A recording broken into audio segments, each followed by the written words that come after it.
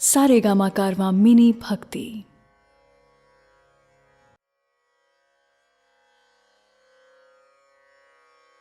भगवद गीता अध्याय 13। जय श्री कृष्ण दोस्तों, गीता और इसका ज्ञान अनवरत बह रहा है और सदियों से बहता आया है और आगे भी बहता रहेगा। लेकिन हमारी कोशिश है कि इसको आपकी ही भाषा में ऐसे प्रस्तुत करें कि यह आपके जीवन का हिस्सा बन जाए। मैं शैलेंद्र भारती अब भगवद गीता का 13वां अध्याय शुरू करता हूं, जिसका कि नाम है क्षेत्र क्षेत्रज्ञ विभाग योग।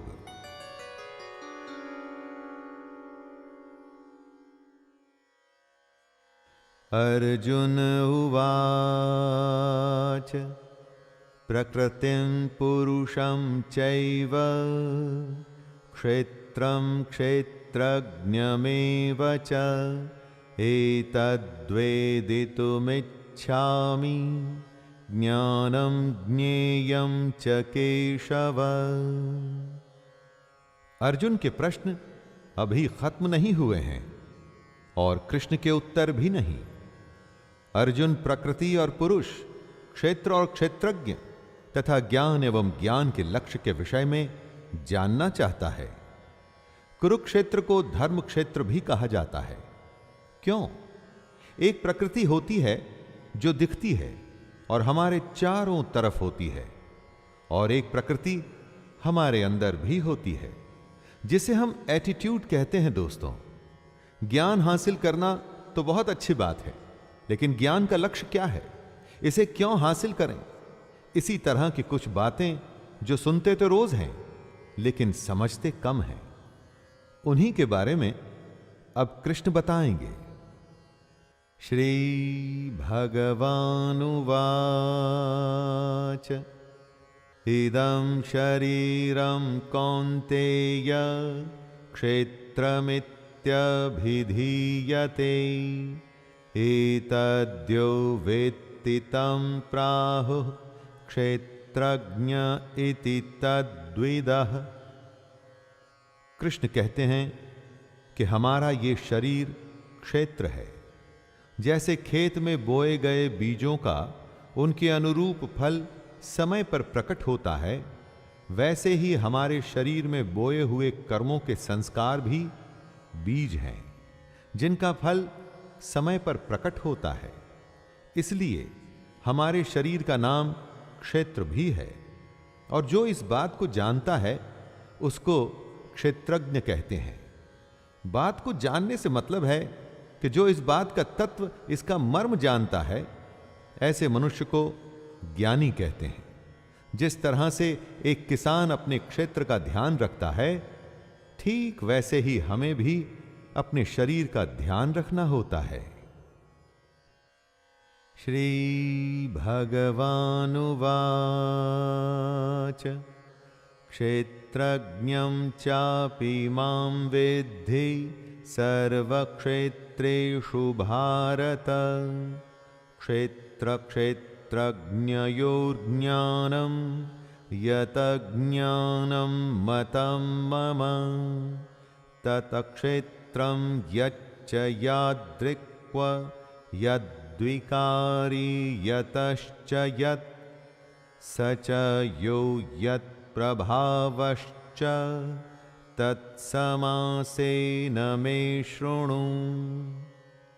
जहां पर कुछ होता है उसे शरीर या क्षेत्र कहते हैं, और इस होने का जहां पर प्रभाव पड़ता है, असर होता है, उसे क्षेत्रज्ञ कहते हैं।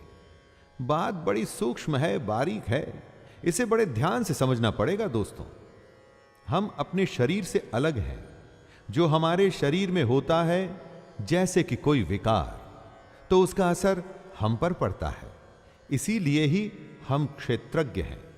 जैसे कि खेत में खाद, बीज और पानी आदि डाला जाता है तो उसका असर उसकी फसल पर पड़ता है, ऐसे ही हम जो भी अपने शरीर के साथ करते हैं, उसमें अच्छे बुरे संस्कार जब डालते हैं तो उसका असर हम पर पड़ता है, हमारे कर्मों पर पड़ता है। ऋषिभिर्बहुधा गीतं छन्दोभिर्विविधैः पृथक् ब्रह्मसूत्रपदश्चैव हेतुमद्भिर्विनिश्चितैः। बहुत बड़े बड़े ऋषियों ने क्षेत्र और क्षेत्रज्ञ का तत्व बताया है। कितने ही विविध मंत्रों द्वारा इसको विभाग में बांटकर बताया गया है। यहां तक कि ब्रह्म सूत्र के पदों द्वारा भी क्षेत्र और क्षेत्रज्ञ का तत्व बताया गया है। मतलब अब कृष्ण उसी बात को हमें बताएंगे जो वेदांत, महर्षि और ब्रह्म सूत्र भी कहते हैं। गीता सारे उस ज्ञान का संचयन है जो हमारे वेदों और उपनिषदों में समाहित है। दोस्तों, हमारे ऋषियों की हजारों वर्षों की साधना के बाद का हासिल किया हुआ ज्ञान गीता के 18 अध्यायों में चुन चुन के बताया गया है। इसी बात की तरफ कृष्ण इशारा कर रहे हैं। महाभूतान्यहंकारो बुद्धिरव्यक्तमेव च इंद्रियाणि दशैकं च पंचचेन्द्रियगोचरः इच्छा द्वेषः सुखं दुःखं संघातश्चेतना धृतिः एतत् क्षेत्रं समासेन सविकारमुदाहृतम्। कृष्ण क्षेत्र के बारे में बताते हुए कहते हैं, 5 महाभूत यानी कि अग्नि, जल, वायु, आकाश और पृथ्वी इस क्षेत्र का स्वरूप है। 5 महाभूत के साथ अहंकार, बुद्धि, हमारी मूल प्रकृति तथा 10 इंद्रियां ही वो विकार हैं जिससे हमारे इस क्षेत्र का स्वरूप बनता है। इसी स्वरूप में एक मन और 5 इंद्रियों के विषय अर्थात शब्द, स्पर्श, रूप, रस और गंध भी शामिल है। इन सब के अलावा इच्छा, द्वेष, सुख, दुख, स्थूल देह का पिंड, चेतना और धैर्य भी क्षेत्र के विकार हैं। दोस्तों, जिन जिन साधनों से हम इस दुनिया से डील करते हैं, एक तरह से वो सारे विकार माने गए हैं शरीर रूपी क्षेत्र के। हमारे इसी क्षेत्र में बोया गया अच्छा या भला संस्कारों के रूप में उगता है। जैसे किसान अपनी खेती काटता है, वैसे ही हम अपने संस्कार, अपने कर्म काटते हैं। अमानित्वम दम्भित्वम अहिंसा क्षान्तिरार्जवम् आचार्योपासनं शौचं स्थैर्यमात्मा विनिग्रह। इस श्लोक में कृष्ण क्षेत्रज्ञ के बारे में बता रहे हैं कि क्या होता है क्षेत्रज्ञ, जो क्षेत्र के तत्व को समझता है, यानी कि श्रेष्ठता के अभिमान का अभाव, घमंड का अभाव, किसी भी प्राणी को किसी भी प्रकार से न सताना, क्षमा करने का भाव, मन और बोलने में सादगी, श्रद्धा और भक्ति के साथ गुरु की सेवा, बाहर भीतर की शुद्धि यानी कि खाना पीना और जीवन भी शुद्ध और अंदर का मन भी शुद्ध।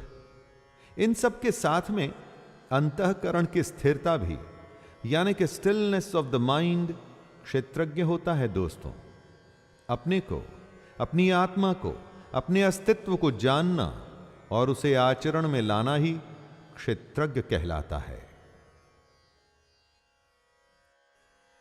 इंद्रियार्थेषु वैराग्यम् अहंकार एव च जन्म मृत्यु जरा व्याधि दुख दोषानुदर्शनम्। क्षेत्रज्ञ की ही परिभाषा को समझाते हुए कृष्ण कह रहे हैं कि इस लोक और परलोक के संपूर्ण भोगों में आसक्ति का अभाव होना चाहिए। हमारे इस लोक के लालच में ही हर कोई फंसा हुआ है। घर, पैसा, आराम की जिंदगी, और इतना ही नहीं, जो इस लोक के लालच से बचा है वो परलोक के लालच में फंसा है, जैसे कि स्वर्ग। इन दोनों लोकों की आसक्तियों से हमें कैसे बचना है, यही क्षेत्रज्ञ है। क्षेत्रज्ञ बनाने के लिए हमें यह भी सोचना जरूरी है कि हम में अहंकार का भी अभाव कैसे हो। जन्म, मृत्यु, जरा और रोग आदि में दुख और दोष क्यों होते हैं, इसके बारे में बार बार विचार करना ही क्षेत्रज्ञ है। असक्तिरनभिष्वंगः पुत्रदार ग्रहादिषु नित्यं च समचित्तत्वम् इष्टानिष्टोपपत्तिषु। जब भी मनुष्य जन्म होता है तो घर होता है, विवाह होता है, स्त्री के साथ संतान होती है, घर में धन आता है, और यह क्रम हर जन्म में निरंतर चलता ही रहता है। इसके बारे में सोचना, क्यों होता है ऐसा बार बार लगातार हर जन्म में? जब कोई इसके बारे में सोचना शुरू करेगा दोस्तों, तभी तो ज्ञान का द्वार खुलना शुरू होगा। अच्छा होने पर खुशी होती है, बुरा होने पर क्रोध आता है।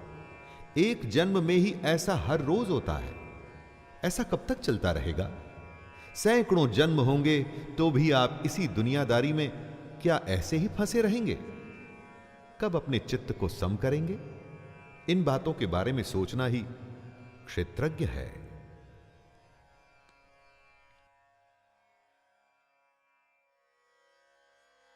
मयि चानन्ययोगेन भक्तिरव्यभिचारिणी विविक्तदेशसेवित्वं रतिर्जनं संसदि। क्षेत्रज्ञ वही होता है जिसमें क्षेत्र के बारे में ज्ञान होता है। कृष्ण उसी के बारे में बता रहे हैं कि आखिर ज्ञान क्या होता है। वो कहते हैं कि मुझ परमेश्वर में अनन्य योग द्वारा अव्याभिचारिणी भक्ति का होना। अव्याभिचारिणी भक्ति यानी कि ऐसी भक्ति जिसमें वासुदेव के अलावा और कोई नहीं। ऐसी भक्ति का होना ही ज्ञान है। इसके अलावा एकांत और शुद्ध देश में रहने का स्वभाव और विषयासक्त मनुष्यों के समूह में रहने की आसक्ति का न होना भी ज्ञान है। एकांत सिर्फ योगी को ही पसंद आता है। बाकी जो विषयासक्त लोग होते हैं ना दोस्तों, वो भीड़ में रह के अपनी दुनिया में फंसे रहते हैं। इससे अलग होकर के ध्यान करना ही ज्ञान है। अध्यात्म ज्ञान नित्यत्वं तत्त्वज्ञानार्थ दर्शनम् एतज्ज्ञानमिति प्रोक्तम् अज्ञानम यदतोन्यथा। ज्ञान क्या है और क्या नहीं, उसी को कृष्ण स्पष्ट कर रहे हैं। आधिपत्य आध्यात्म ज्ञान क्या होता है? जिस ज्ञान से यह पता चले कि बस आत्मा ही सब कुछ है, आत्मा के अलावा और कुछ भी नहीं, वो होता है आधिपत्य आध्यात्म ज्ञान। और तत्व ज्ञान वो होता है जिससे परमात्मा से साक्षात्कार हो। इस ज्ञान के बाद बस परमात्मा ही दिखता हो और कुछ भी नहीं। इस तरह से आध्यात्म ज्ञान और तत्व ज्ञान, बस ये दो ज्ञान होते हैं और कुछ भी नहीं। जो भी इनके विपरीत है वो अज्ञान है। जैसे कि मान, दंभ, हिंसा आदि। अज्ञान हमें आध्यात्म और तत्व से दूर ले जाता है। आध्यात्म ज्ञान और तत्व ज्ञान हमें सच्चाई के पास लाता है।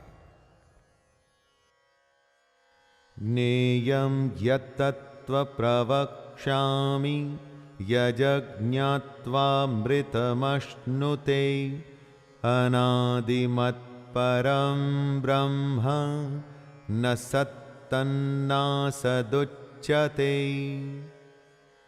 कृष्ण जीवन को एक एक करके खोल रहे हैं। सबसे बड़े भेद, सबसे बड़ी गोपनीय बातें, सीक्रेट्स एक एक करके बता रहे हैं दोस्तों। कृष्ण सिर्फ वही बताना चाहते हैं जो जानने योग्य है तथा जिसको जानकर मनुष्य परमानंद को प्राप्त होता है। कृष्ण परब्रह्म के बारे में एक बेहद ही कॉम्प्लिकेटेड बात कहते हैं कि यह अनादि वाला परब्रह्म न सत और न असत, जिसका कोई आदि नहीं है, जो हमेशा से है, वो है परब्रह्म। वो एक सच्चाई, वो एकमात्र परमात्मा।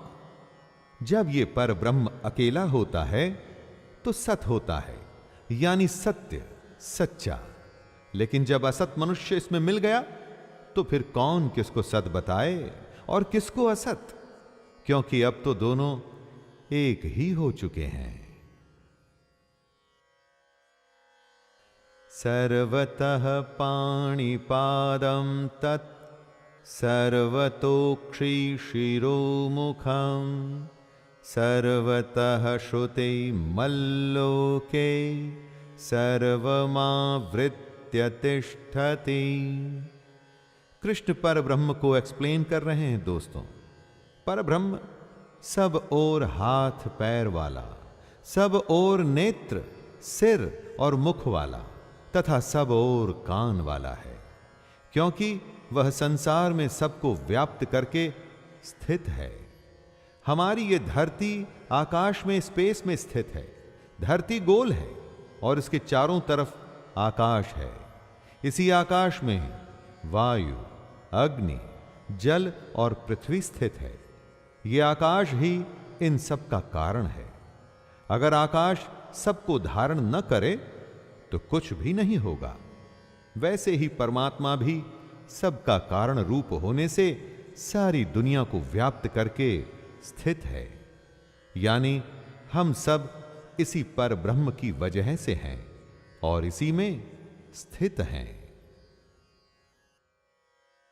सर्वेन्द्रिय गुणाभासं सर्वेन्द्रिय विवर्जितं असक्तं सर्वभृच्चैव निर्गुणं गुणभोक्त्र च।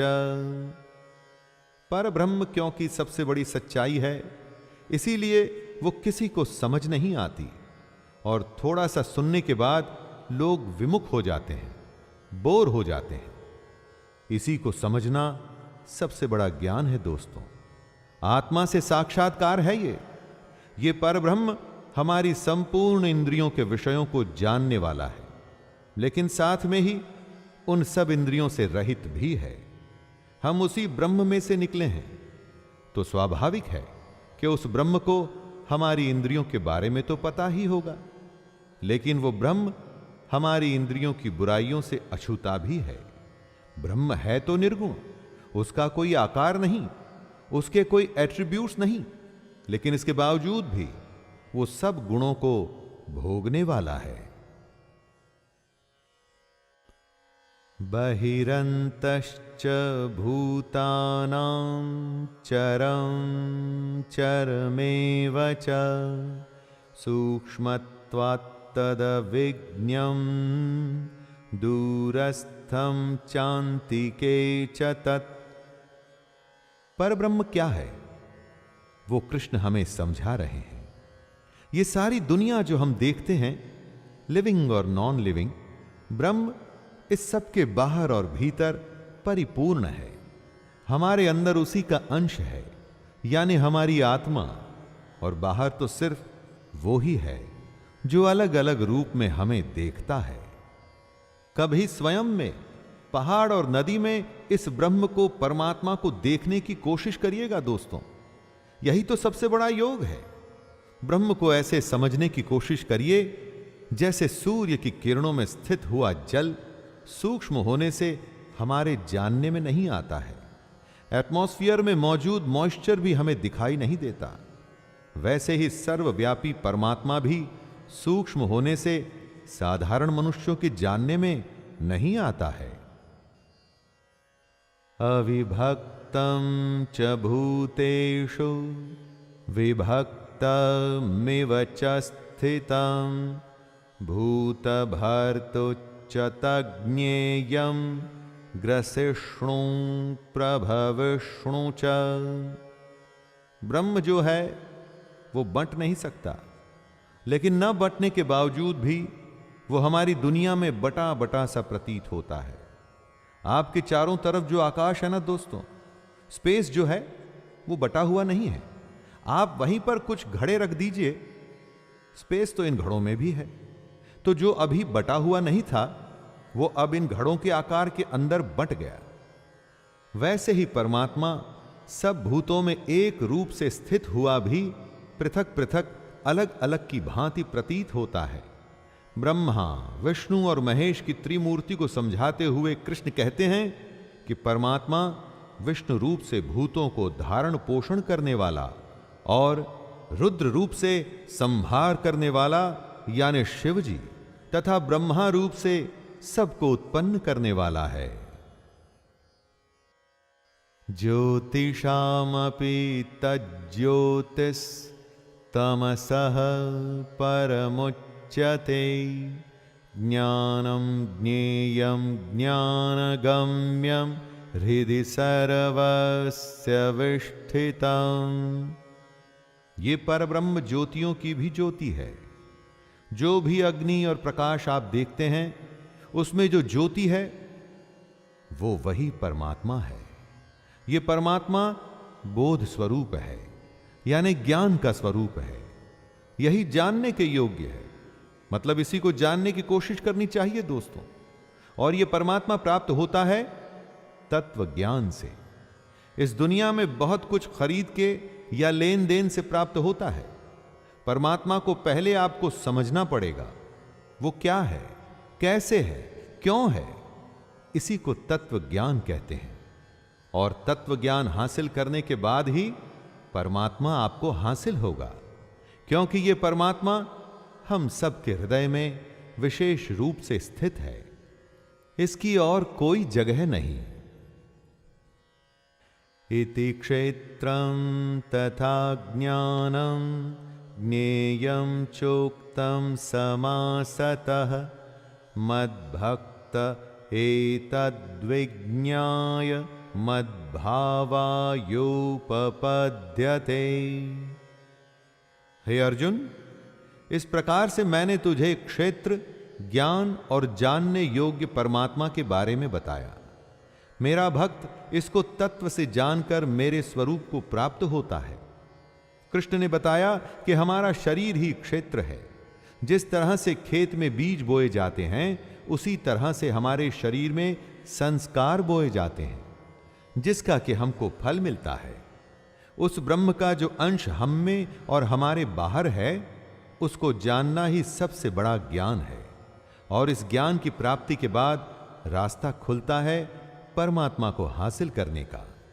यही रास्ता या तो कृष्ण को पाने का है या उस कृष्ण में खुद को विलीन कर लेने का। श्री भगवानुवाच प्रकृतिं पुरुषं चैव विध्यनादि उभावपि विकारांश्च गुणांश्चैव विद्धि प्रकृतिः संभवान्। इस श्लोक में कृष्ण प्रकृति और पुरुष के बारे में बता रहे हैं। प्रकृति और पुरुष, शिव और शक्ति, इन्हीं दोनों के साथ आने से ये दुनिया आगे बढ़ती है। लेकिन क्या है ये प्रकृति और पुरुष? कृष्ण कहते हैं कि अर्जुन, तो इन दोनों को अनादि जान, यानी कि दोनों ही हमेशा से हैं, सनातन हैं। और साथ में हमारे अंदर जो राग द्वेषादि विकार हैं वो भी प्रकृति से ही उत्पन्न होते हैं। किसी के लिए प्रेम या द्वेष जैसे भाव इसी प्रकृति में से आते हैं। और सात्विक, राजसिक और तामसिक तीन गुणों से बने जो पदार्थ होते हैं वो भी इसी प्रकृति से ही उत्पन्न होते हैं।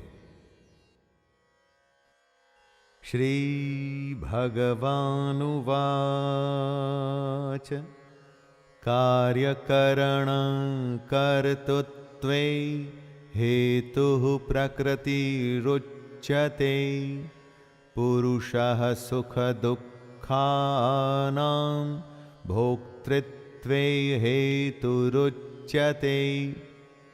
दोस्तों, कार्य और करण को समझिए। कार्य में क्या क्या आता है उसकी लिस्ट जानिए। कार्य यानी 5 महाभूत, आकाश, वायु, अग्नि, जल और पृथ्वी, तथा शब्द, स्पर्श, रूप, रस, गंध। आइए अब करण को जानें। बुद्धि, अहंकार और मन, तथा श्रोत्र, त्वचा, रसना, नेत्र और घ्राण एवं वाक, इसके अलावा हाथ, पैर, उपस्थ और गुदा। कार्य और करण दोनों प्रकृति से ही उत्पन्न होते हैं। इन्हीं कार्य और करण की वजह से पैदा होते हैं सुख और दुख। इन सुख और दुख को भोगने वाले को कहते हैं पुरुष। इस डेफिनेशन से आपको पुरुष और प्रकृति को समझने में आसानी होगी दोस्तों।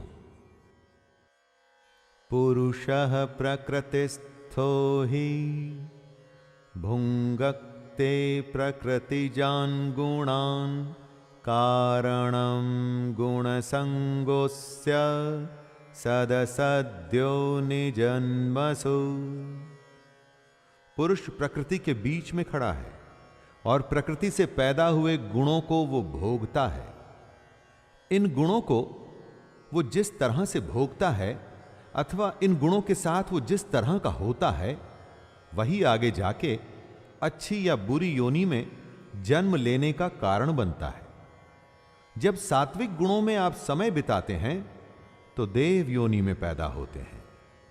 रजोगुण के संग से मनुष्य योनि मिलती है और तमोगुण यानी कि तामसिक गुणों के संग से पशु आदि नीच योनियों में जन्म होता है। दोस्तों, नीच से यहां अर्थ बुरे या गिरे हुए का नहीं है, बल्कि यह है कि वो योनि जो मनुष्य के जैसे सोच नहीं सकती, वो सोचती है जैसे पशु सोचता है। उपद्रष्टानुमन्ता च भर्ता भोक्ता महेश्वरः परमात्मेति चाप्युक्तो देहेस्मिन् पुरुषः परः। हमारे अंदर जो आत्मा है वास्तव में वो ही परमात्मा है, और क्योंकि ये हमारे अंदर है तो भी जो भी हम करें ये उसकी साक्षी है, विटनेस है दोस्तों, जिसे उपदृष्टा भी कहते हैं। इसके अलावा आत्मा अनुमंता भी होती है। अनुमंता का अर्थ होता है अनुमति देने वाली, यानी कि आत्मा अनुमति भी देती है। यही आत्मा भर्ता भी होता है, यानी कि भरण पोषण, हमारा पालन पोषण करने वाली भी, क्योंकि कृष्ण ने ही कहा था कि योगक्षेमं वहाम्यहम्। योग से वो हमारी रक्षा करते हैं, मतलब आत्मा हमें और हमारे योग को बचाती भी है। और आत्मा भोगता भी होती है दोस्तों, यानी कि भोग भी करती है। जब हमारी साधना बढ़ती है, सूक्ष्म होती है, तो आत्मा हमारा यज्ञ और तप ग्रहण करती है, और जब आत्मा हमारी साधना ग्रहण करती है तो वो परमात्मा से मिल जाती है। य एवं वेत्ति पुरुषं प्रकृतिं च गुणैः सह सर्वथा वर्तमानोऽपि न स भूयोऽभिजायते। ये सारी दुनिया माया के होने से क्षण भंगुर, नाशवान, जड़ और अनित्य है। एक शब्द में अगर कहूं तो इम्परमानेंट है दोस्तों, जबकि जीवात्मा नित्य, चेतन, निर्विकार और अविनाशी और उसी परमात्मा का सनातन अंश है। तो आप किसको पाने की कोशिश करेंगे? जो टेम्पररी है या जो परमानेंट है। इसी सब के ज्ञान को पुरुष और प्रकृति को तत्व से जानना कहते हैं। इस प्रकार पुरुष को और गुणों के सहित प्रकृति को जो मनुष्य तत्व से जानता है, वह सब प्रकार से कर्तव्य कर्म करता हुआ भी फिर नहीं जन्मता। जो इस सबसे बड़े ज्ञान को प्राप्त कर लेता है, वो जन्म मरण के चक्कर से बच जाता है। ध्यायेनात्मनि पश्यन्ति केचिदात्मानमात्मना अन्ये सांख्येन योगेन कर्मयोगेन चापरे। परमात्मा एक है, उसे देखने के अलग अलग तरीके हैं। आप अपनी पसंद के अनुसार उस तरीके को चुन सकते हैं। कृष्ण ने हर तरीके को समझाया है। उस परमात्मा को कितने ही मनुष्य शुद्ध हुई सूक्ष्म बुद्धि से ध्यान द्वारा हृदय में देखते हैं, यानी मेडिटेशन से अपने अंदर देख सकते हैं दोस्तों। अन्य कितने ही ज्ञान योग से उसको देखते हैं, यानी सांख्य योग। जब स्वयं की खोज में हम आत्मा का ज्ञान हासिल करते हैं तो परमात्मा मिलता है। और कई लोग इस परमात्मा को कर्म योग के द्वारा भी देखते हैं। जब हम अपने हर कर्म को निष्काम तरीके से कर सब कुछ उस परमात्मा को अर्पित कर देते हैं तो उसे ही प्राप्त होते हैं। अन्ये त्वेवमजानन्तः श्रुत्वान्येभ्य उपासते तेऽपि चातितरन्त्येव मृत्युं श्रुति परायणाः। परमात्मा को प्राप्त करने की कोशिश कई तरह के लोग अपने अपने रास्तों से करते हैं, लेकिन इनके अलावा कई मंद बुद्धि वाले पुरुष भी होते हैं। वो इन सब रास्तों को नहीं जानते, यानी कि साधना, ज्ञान या कर्म योग से वो परमात्मा को प्राप्त करने के तरीकों के बारे में अनजान होते हैं। लेकिन वो दूसरों को सुन के, यानी कि तत्व के जानने वाले पुरुषों को सुनकर ही उनके जैसे उपासना करने लगते हैं। कमाल की बात यह है दोस्तों कि ऐसे मंद बुद्धि भी सिर्फ सुन के और उपासना करके मृत्यु रूप संसार सागर को निसंदेह तर जाते हैं। जो अच्छा करता है, सिर्फ उसके पीछे चलने से भी जो फायदा होता है वो कम नहीं है। इसीलिए कहते हैं कि संगत अच्छी रखनी चाहिए। यावत् संजायते किंचित सत्वं स्थावर जंगमं क्षेत्र क्षेत्रज्ञ संयोगात् तद्विद्धि भरतर्षभ। कृष्ण कह रहे हैं कि जितने भी जीव या निर्जीव होते हैं, यानी कि प्राणी या वस्तु, यह सब क्षेत्र और क्षेत्रज्ञ के संयोग से ही उत्पन्न होते हैं। क्षेत्र यानी कि शरीर और उसके बारे में ज्ञान या तत्व क्षेत्रज्ञ कहलाता है। क्षेत्रज्ञ ही मोक्ष का साधन है। क्षेत्र और क्षेत्रज्ञ के संबंध को आप घोड़े और रस्सी का संबंध भी मान सकते हैं दोस्तों। यहां पर घोड़ा क्षेत्र हुआ और रस्सी क्षेत्रज्ञ। जहां भी रस्सी जाएगी घोड़ा उसी तरफ जाएगा। बिना रस्सी के घोड़ा क्या कभी गंतव्य पर पहुंचेगा? नहीं। जो पुरुष शरीर को माया से उत्पन्न जान ज्ञान हासिल कर लेता है, उसका ज्ञान मिट जाता है। समं सर्वेषु भूतेषु तिष्ठन्तं परमेश्वरं विनश्यत्स्व विनश्यन्तं यः पश्यति स पश्यति। जो परमानेंट नहीं है ना दोस्तों, अर्थात क्षण भंगुर है, उसको नष्ट होना ही है। और जो पुरुष नष्ट होते हुए जीव या अजीव में परमात्मा को देखता है, जो सब कुछ समभाव जीव या अजीव दोनों को एक भाव से ही देखता है, असल में वही यथार्थ को देखता है। असलियत सिर्फ वही देखता है दोस्तों, जो जानता है कि क्या सच्चाई है और क्या मिथ्या। ये दुनिया जिसमें हम जीते हैं, इतना धन जमा कर ऐसे जीते हैं जैसे कभी मरना ही नहीं।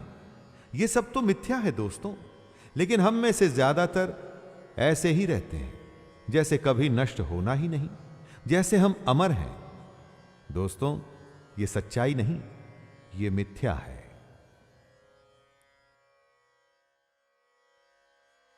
समं पश्यन् हि सर्वत्र समवस्थितमीश्वरं न हि नस्त्यात्मनात्मानं ततो याति परां गतिं।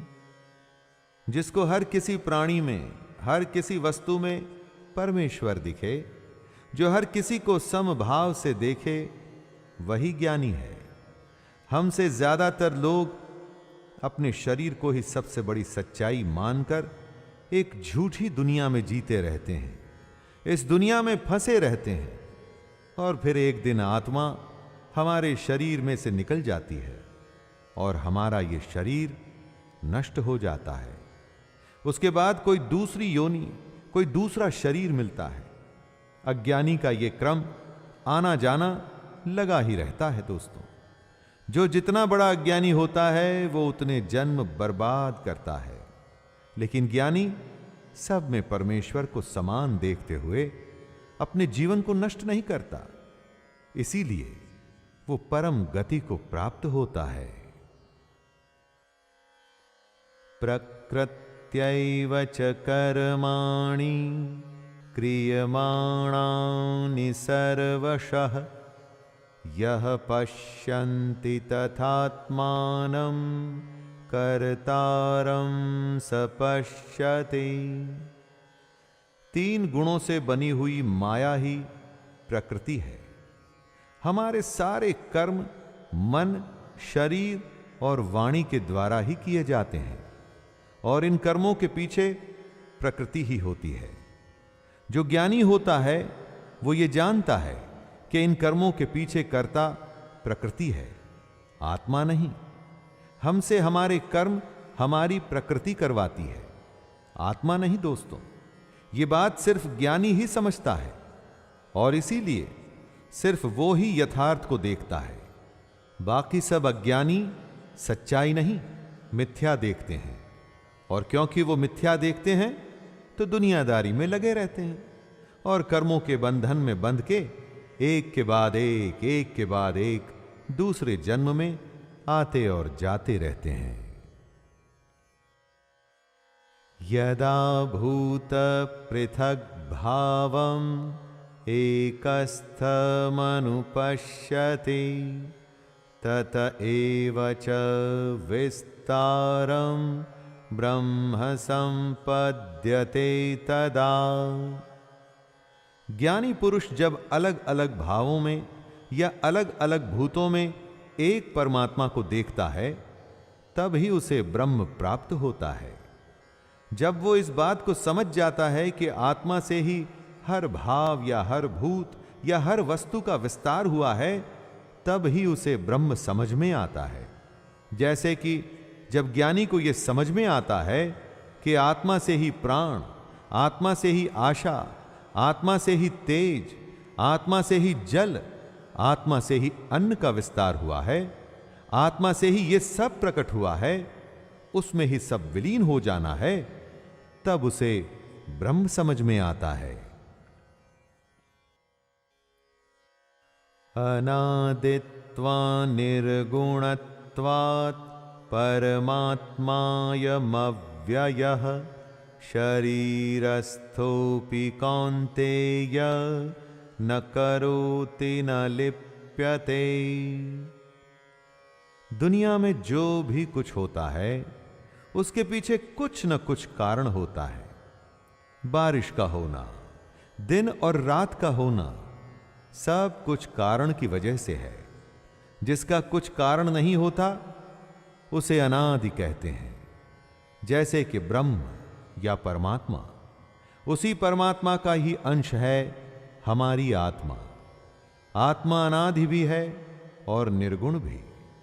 निर्गुण का मतलब है दोस्तों कि आप किसी डेफिनेशन या एट्रीब्यूट से उसे डिफाइन नहीं कर सकते। जो अनादि होता है उसका कभी नाश नहीं होता। यही वजह है कि आत्मा शरीर में होते हुए भी शरीर के कर्मों में या संस्कारों में लिप्त नहीं होती। यथा सर्वगतं सौक्षम्यादाकाशं नोपलिप्यते सर्वत्रावस्थितो देहे तथात्मानोपलिप्यते।